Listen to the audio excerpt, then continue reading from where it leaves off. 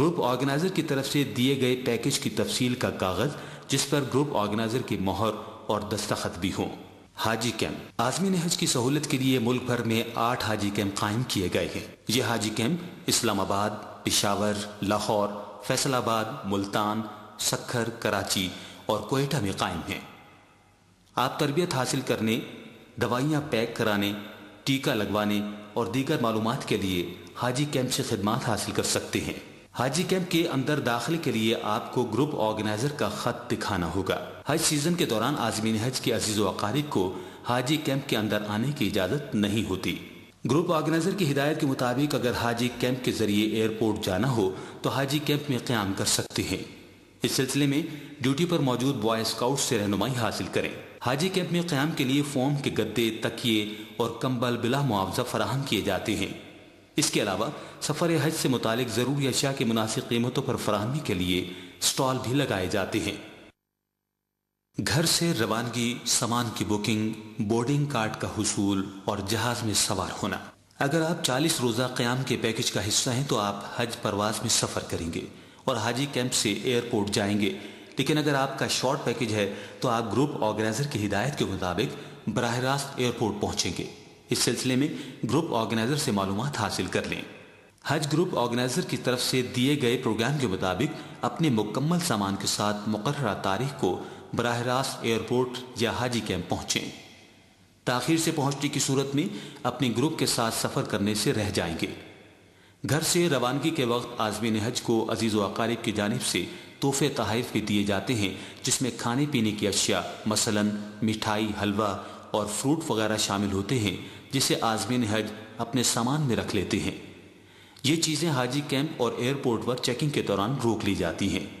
اگر آپ حاجی کیمپ کے ذریعے ایئرپورٹ جائیں گے تو آپ کو اپنے مکمل سامان کے ساتھ 8 گھنٹے پہلے حاجی کیمپ پہنچنا ہوگا۔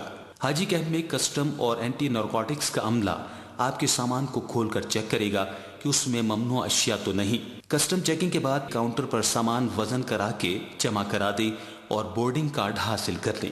سعودی عرب سے واپسی کا بورڈنگ کارڈ بھی ساتھ ہی دے دیا جائے گا۔ ایک بات کا خیال رکھیں کہ اپنا احرام، بیلٹ، چپل اور سفری دستاویزات سامان کے ساتھ بک نہ کرائیں بلکہ اسے دستی بیگ میں رکھیں۔ اگر یہ چیزیں سامان کے ساتھ بک کرا دیں تو ایئرپورٹ پر احرام نہ ملنے سے پریشانی ہوگی اور پاسپورٹ کے بغیر آپ کو ایئرپورٹ پر روک لیا جائے گا۔ اگر آپ حاجی کیمپ سے ایئرپورٹ جا رہے ہیں تو ایئر لائن کی بسیں آپ کو ایئرپورٹ لے کر جائیں گی۔ حاجی کیمپ سے ہی احرام باندھ لیں، جبکہ ایئرپورٹ پر بھی احرام باندھنے کا انتظام ہوتا ہے۔ ایئرپورٹ پر دستی سامان کی چیکنگ اور امیگریشن کی کارروائی مکمل کی جاتی ہے اور ٹیکے کا کارڈ دیکھا جاتا ہے۔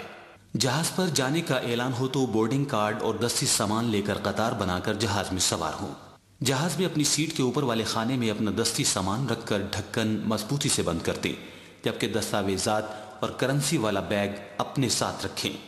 سیٹ بیلٹ باندھ لیں اور جہاز میں ہونے والے اعلانات غور سے سنیں اور اسی کے مطابق عمل کریں۔ دوران سفر جہاز میں پانی کا استعمال احتیاط سے کریں اور جہاز کے فرش پر پانی نہ گرائیں۔ جہاز کا ٹوائلٹ بہت چھوٹا ہوتا ہے، ٹوائلٹ احتیاط سے استعمال کریں اور گندگی نہ پھیلائیں کیونکہ احرام کے ناپاک ہونے کا خدشہ ہوتا ہے۔ پرواز کے دوران ذکر و اذکار میں ہی مصروف رہیں اور تلبیہ پڑھتے رہیں اور حج کی کتاب کا مطالعہ کرتے رہیں۔ جدہ حج ٹرمینل، مدینہ ایئرپورٹ۔ جدہ حج ٹرمینل سینکڑوں ایکڑ وسیع و عریض رقبے پر پھیلا ہوا ہے۔ اس کی چھتری نما عمارت میں بڑے بڑے ہال، ایئر لائن کے دفاتر، بینک، ریستوران، آرام گاہیں، واش روم، ٹوائلٹ، مسجد، ٹیلی فون بوتھ وغیرہ کی سہولتیں موجود ہیں۔ پاکستانی حجاج کی رہنمائی اور امداد کے لیے پاکستانی حج مشن کا دفتر اور ڈسپنسری بھی موجود ہے۔ معلم یا معلم کا کوئی نمائندہ جدہ ایئرپورٹ پر موجود نہیں ہوتا۔ جدہ حج ٹرمینل پر مختلف ممالک سے بے شمار پروازیں بیک وقت اترتی ہیں۔ بعض اوقات حجاج کرام کو جہاز سے اترنے کے لیے انتظار کرنا پڑتا ہے اور بعض اوقات زیادہ پروازیں ایک ساتھ آنے کی وجہ سے مکہ مکرمہ روانگی کے لیے بسیں بھی تاخیر سے ملتی ہیں، اس لیے تمام مراحل صبر و تحمل سے طے کریں۔ آپ جہاز سے اتر کر بڑے ہال یعنی انتظار گاہ میں آئیں گے۔ انتظار گاہ میں منظم طریقے اور صبر و تحمل سے بیٹھ جائیں۔ یہاں خواتین اور مرد اپنے اپنے پاسپورٹ ہاتھ میں رکھیں کیونکہ دونوں کو الگ الگ کاؤنٹر سے گزر کر سعودی امیگریشن کی مہر لگوانا ہوگی۔ اس کے بعد آپ کو جسمانی تلاشی کے کمرے میں سے گزرنا ہوگا اور پھر کسٹم ہال میں آ جائیں گے۔ کسٹم ہال میں اپنا سامان شناخت کر کے الگ کر لیں اور کسٹم حکام سے چیکنگ کرائیں۔ کسٹم حکام نے چیکنگ کے لیے سکیننگ مشین لگائی ہے۔ آپ اپنا اٹیچی کیس، بیگ، دستی سامان اس پر رکھ دیں اور مشین کے اگلے حصے سے سامان اٹھا لیں۔ ضرورت پڑنے پر کسٹم حکام سامان کھول کر چیک کرتے ہیں۔ کسٹم حکام آپ کے سامان کی اچھی طرح جانچ پڑتال کریں گے اور سامان پر کلیئرنس کا سٹیکر لگائیں گے۔ انتظار گاہ یا کسٹم ہال میں خدام الحجاج یا ویلفیئر سٹاف کو آنے کی اجازت نہیں ہوتی۔ البتہ کسٹم ہال کے باہر اور بس اسٹینڈ پر گروپ آرگنائزر کا عملہ آپ کی رہنمائی کے لیے موجود ہوگا۔ کسٹم ہال سے باہر آ کر تسلی کر لیں کہ آپ اپنا تمام سامان ساتھ لے کر آئے ہیں۔ کسٹم چیکنگ کے بعد مکتب الوکلاء کے کاؤنٹر پر پاسپورٹ دکھا کر ٹرانسپورٹ کے سٹیکر لگوا لیں۔ ٹرانسپورٹ کی رقم آپ گروپ آرگنائزر کو پاکستان میں ادا کر چکے ہیں، اس لیے یہاں کوئی ادائیگی نہیں کرنی۔ اس کے بعد مکتب الوکلاء کی بڑی ٹرالی پر سامان رکھوا کر بس اسٹینڈ کی طرف روانہ ہو جائیں۔ یہاں قلیوں کو کوئی معاوضہ ادا نہیں کرنا ہوتا۔ بس اسٹینڈ کے نزدیک سامان ٹرالی سے اتروا کر گروپ آرگنائزر کی ہدایات کے مطابق گروپ میں بیٹھ جائیں۔ آپ کا گروپ آرگنائزر سعودی ٹرانسپورٹ سنڈیکیٹ کی مدد سے بسوں کا انتظام کرے گا۔ بسیں ایئر کنڈیشن اور آرام دہ ہوتی ہیں۔ مکہ مکرمہ روانگی کے لیے گروپ آرگنائزر جس ترتیب سے بس میں بٹھائیں اسی ترتیب سے بس میں سوار ہوں۔ بس میں سوار ہونے سے پہلے ٹوائلٹ وغیرہ سے فارغ ہو جائیں۔ بس کا نمبر، بس کا رنگ، ٹرانسپورٹ کمپنی کا نام ذہن میں رکھ لیں تاکہ اگر بس سے اترنا ہو تو دوبارہ اسی بس میں سوار ہو سکیں۔ بس میں سوار ہوتے وقت آپ کے پاسپورٹ سعودی کارندے آپ سے لے لیں گے اور پاکستان واپسی کے وقت جدہ ایئرپورٹ پر آپ کو دیں گے۔ یاد رکھیں کہ دنیا بھر کے حجاج کرام سعودی عرب پہنچتے ہیں، اس لیے جدہ ایئرپورٹ پر جہاز اترنے سے لے کر مکہ مکرمہ روانگی تک 4 سے 8 گھنٹے لگ جاتے ہیں۔ آپ کو اس موقع پر صبر و تحمل کا مظاہرہ کرنا ہوگا۔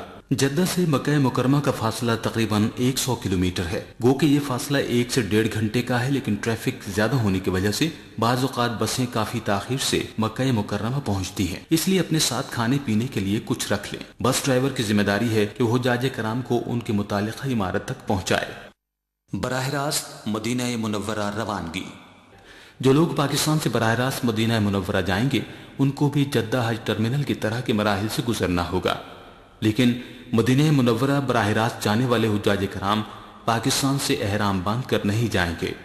وہ مدینہ منورہ سے نمازیں مکمل کر کے مکہ مکرمہ روانگی کے وقت مدینہ منورہ سے 25 کلومیٹر دور آبیار علی جو کہ مدینہ منورہ کا میقات ہے وہاں سے احرام باندھیں گے۔ رہائشی انتظامات مکہ مکرمہ میں آمد و قیام۔ پرائیویٹ اسکیم کے حجاج کرام کے لیے رہائش کے تمام تر انتظامات گروپ آرگنائزر کے ذمہ ہوتے ہیں۔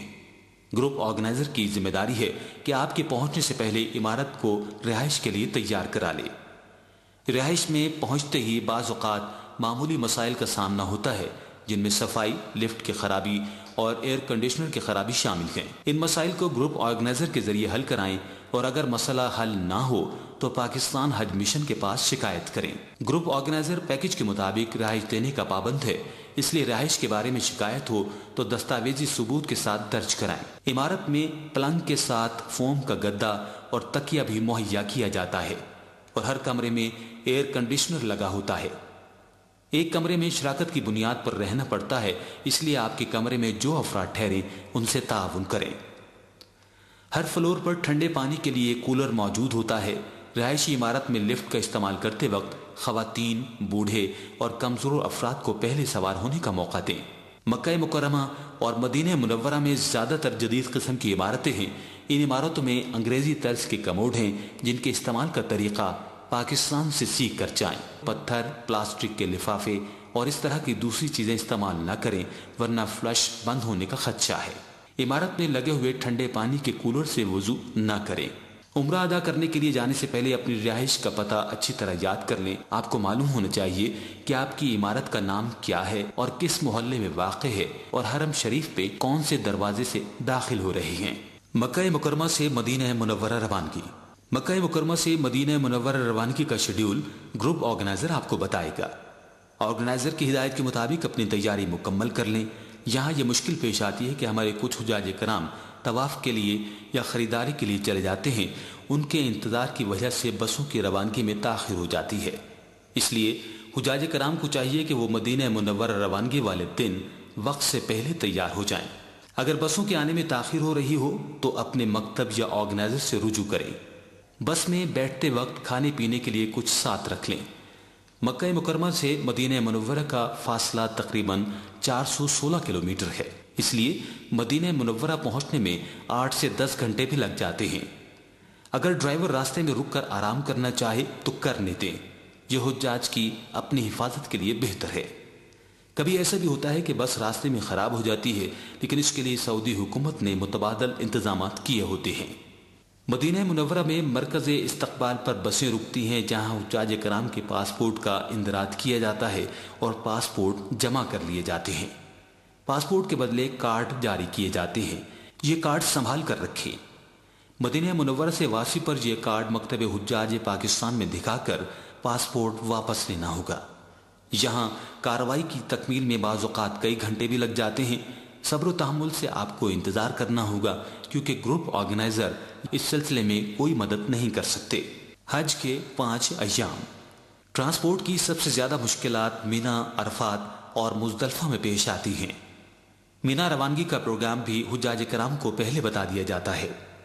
رش کی وجہ سے اگر بسیں عمارت سے دور ہوں تو آرگنائزر کی ہدایت کے مطابق وہاں جا کر بس میں بیٹھ جائیں۔ یہی بسیں حجاج کو مینا میں چھوڑ کر واپس مکہ